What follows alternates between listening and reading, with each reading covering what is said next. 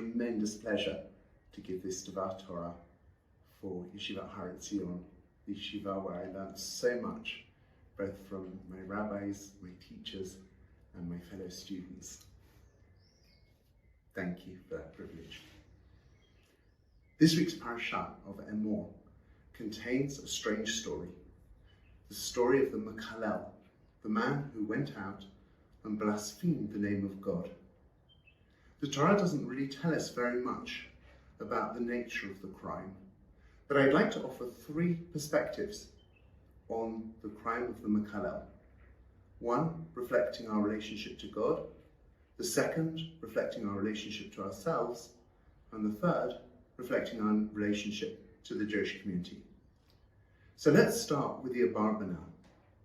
The Abarbanel points out to us that the story of the Mekallel is preceded by a series of mitzvot relating to the Mishkan.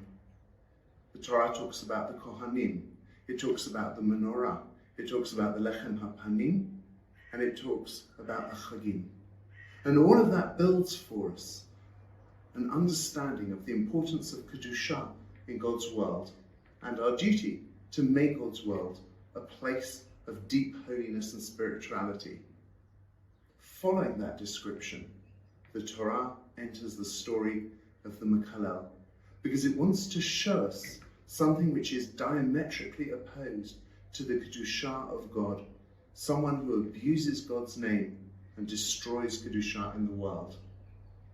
It's a strange example, but the person who I think really explains this tremendously well is J.K. Rowling in her stories of Harry Potter.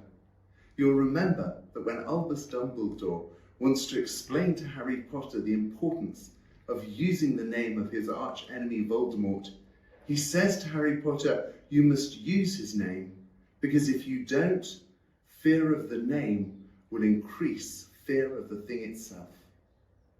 We Jews believe that strongly, at least that the opposite is true.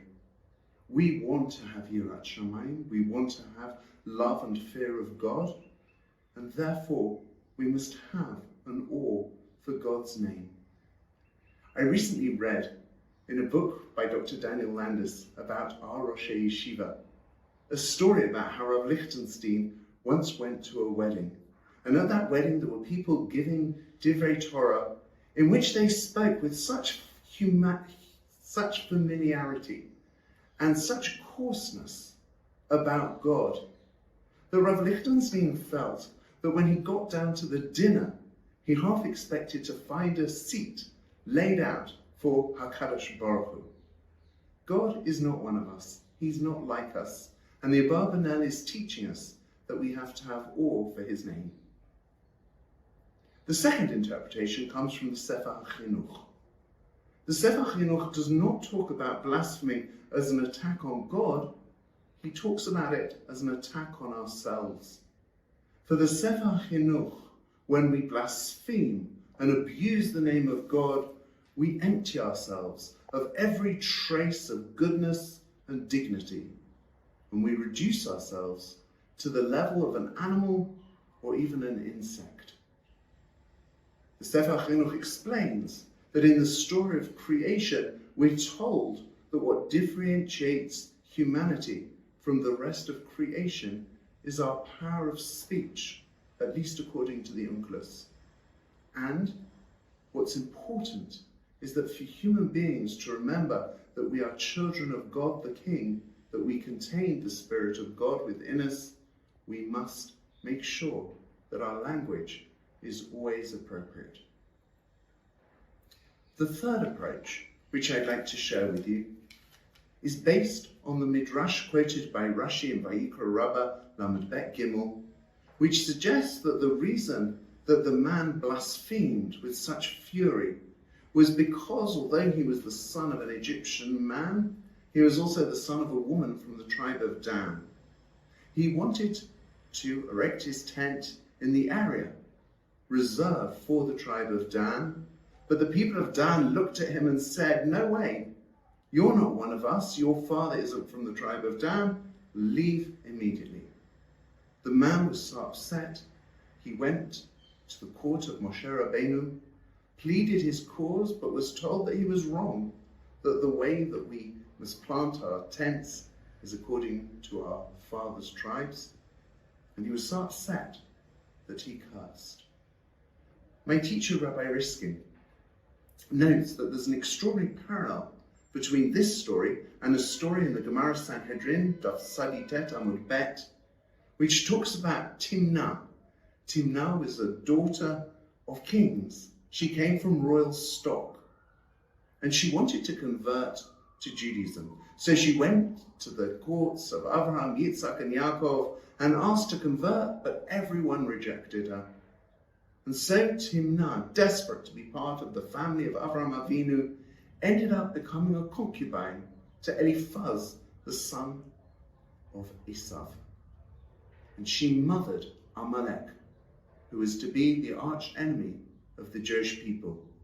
Says Rabbi Riskin, when we drive people out of our communities, we create enemies for ourselves.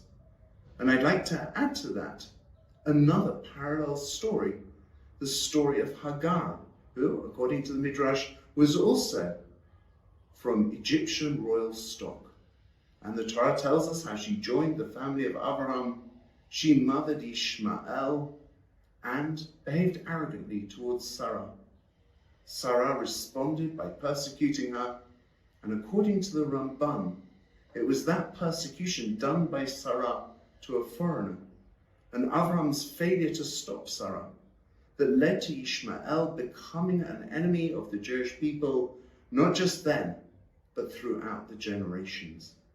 And this week, we in Israel have felt that enmity once again with terrible acts of terror, which have caused tremendous suffering to our people. So the story of the Mekallel in Parashat Emor, I think, teaches us three lessons.